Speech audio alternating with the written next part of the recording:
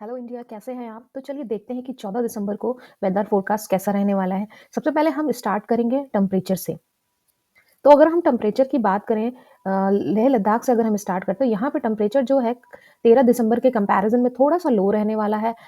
लगभग -6 डिग्री और भी ज़्यादा नीचे चला जाएगा। यहाँ पे बर्फबारी भी हो रही है।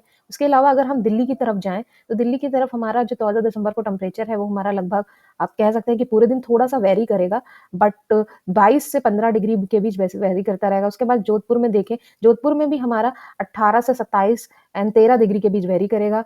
ग्वालियर में अगर हम देखें, तो ग्वालियर में भी हमारा जो टेम्परेचर है वो वेरी करता रहेगा पूरे दिन। 10 डिग्री 22 डिग्री से 10 डिग्री, तो दिन में हमारा रहेगा 22 डिग्री। उसके बाद 14 तारीख की शाम होते-होते ये 10 डिग्री तक चला जाएगा। उसके बाद अगर हम बात करें अहमदाबाद की, तो अहमदाबाद के आस-पास भी जो टेम्परेचर है वो हमारा 29 डिग्री रहने वाला है 14 तारीख को लगभग 3 एएम में। उसके बाद शाम होते-होते टेम्परेचर और भी नीचे गिरता चला जाएगा।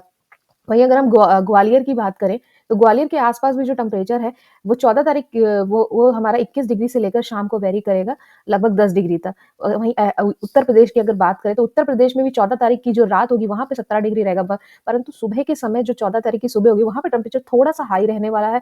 अब हम लोग देख लेते हैं कि नागपुर में टेम्परेचर कैसा रहने वाला है। तो नागपुर में भी दिन के समय 26 रहेगा, परंतु शाम होते-होते it will drop around 14 degree centigrade. वहीं मुंबई में अगर हम लोग टेम्परेचर की बात करें, तो 14 तारीख की नाइट में लगभग 7-8 बजे के आसपास ये 17 डिग्री रहने वाला है, but in the morning it will be around 31 degree which is very hot comparatively.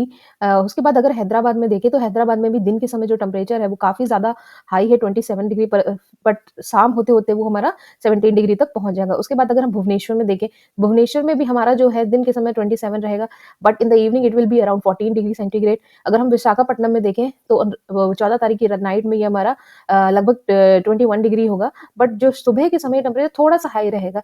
Hyderabad में भी हमारा इसी तरह की स्थितियाँ बनी हुई हैं। हैदराबाद में भी हमारा सुबह के समय तो 27 डिग्री है, बट शाम होते-होते जो टेम्परेचर है वो हमारा 24 हो जाएगा। बेलगावी में अगर हम देखें, तो हमारा टेम्परेचर सुबह के समय तो काफ़ी ज़्यादा हाई है, it will be 28 degree centigrade, but it going to be rise below like 15 degree और something 15 degree, 14 degree in the night. फिर उसके बाद अगर हम टेम्परेचर देखें हैदराबाद के आस-पास, तो हैदराबाद को भी हमारा जो 13 डिग्री रहेगा, बट सुबह के समय टेम्परेचर काफ़ी ज़्यादा 20 डिग्री के आस-पास रहेगा। उसके बाद अगर हम बेंगलुरु में देखें, तो बेंगलुरु में भी मॉर्निंग में जो टेम्परेचर है वो हमारा 25 डिग्री रहेगा, पर शाम होते-होते वो जो टेम्परेचर हमारा 15 हो जाएगा। उसके बाद मदुरई में अगर हम देखें, तो ये मदुरई में भी जो हमारा टेम्परेचर है, वो हमारा दिन के समय तो काफ़ी ज़्यादा 28 डिग्री है, बट शाम होते-होते ये हमारा 14 तारीख को टेम्परेचर 18 से 21 डिग्री वेरी करेगा।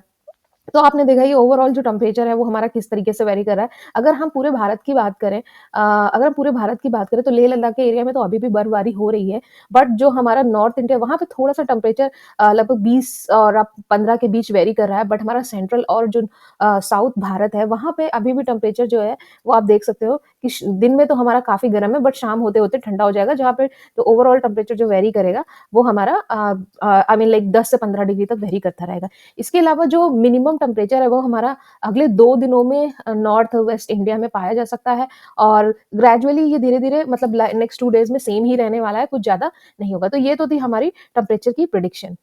अब देख लेते हैं कि पूरे भारत में कहाँ-कहाँ पे बारिश की पॉसिबिलिटी बन रही है। तो अगर हम सबसे एक्सट्रीम में लेह लद्दाख के आस-पास देखें, तो यहाँ बारिश की तो नहीं, बट हाँ, यहाँ पे आपको स्नो दिख सकती है। उसके अलावा आप अगर जोधपुर, ग्वालियर, प्रयागराज, धनबाद, विदिशा, अहमदाबाद, नागपुर, भुवनेश्वर, जलना, मुंबई, हैदराबाद, विशाखापट्टनम, बेंगलुरु सभी जगह देखें, तो यहाँ पे बारिश की कोई स्थिति नहीं बनी। हाँ, बट बेंगलुरु में अगर आप देखें, तो 14 मदुरई के आस-पास एक्चुअली आपका लगभग आप ये बोल सकते हैं, you can say around coaching Madurai के आसपास सुबह 6 बजे बारिश की संभावनाएँ बन रही हैं। इसके अलावा अगर आप अंडमान एंड निकोबार का एरिया देखें, तो वहाँ पे भी काफ़ी ज़्यादा बारिश की स्थिति बन रही है। 14 तारीख को क्या है कि अगर आपने मेरे प्रीवियस वीडियो को फ़ॉलो किया है, तो उसमें भी मैंने बताया कि 14 तारीख को काफ़ी ज़्यादा हवाएँ यहाँ पे चलने वाली है। 30 से 50 किलोमीटर प्रति घंटे की रफ़्तार से, पर आवर की रफ़्तार से यहाँ पे हवाएँ चलेंगी, बिजली भी रहेगी, और यहाँ पे काफ़ी ज़्यादा बारिश होने की संभावनाएँ बन रहे हैं। तो ये हमारा था रेनफॉल। तो पूरे भारत में अगर एक्सेप्ट आपका मदुरई को आप छोड़ दें इलाका, वहाँ के अलावा सिर्फ यहाँ पे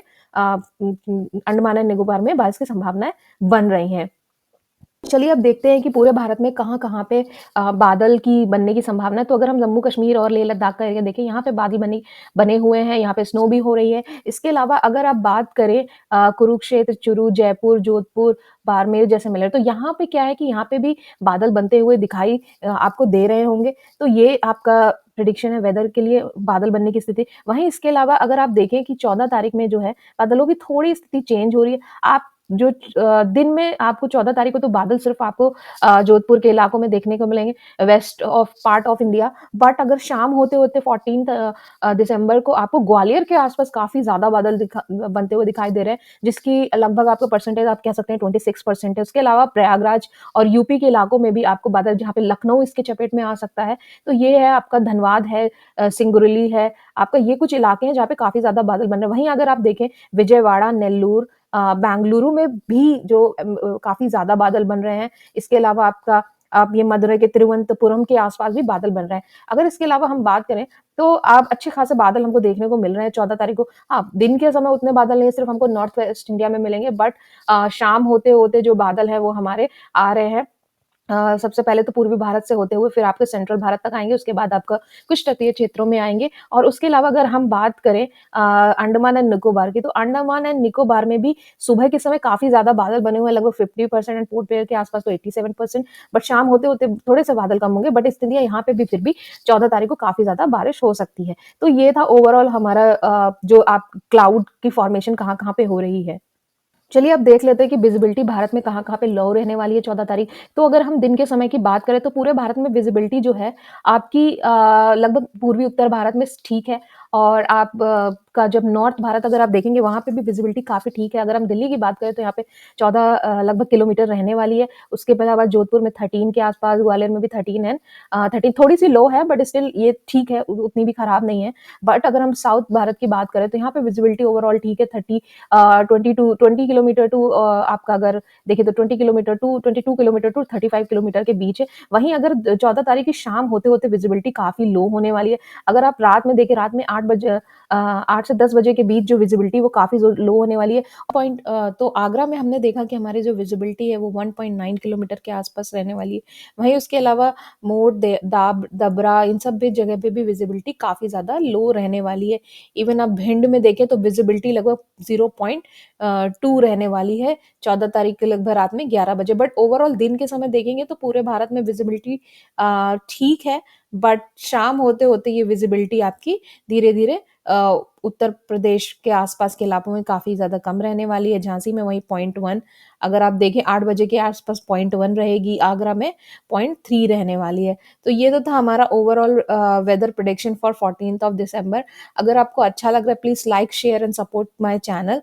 थैंक यू सो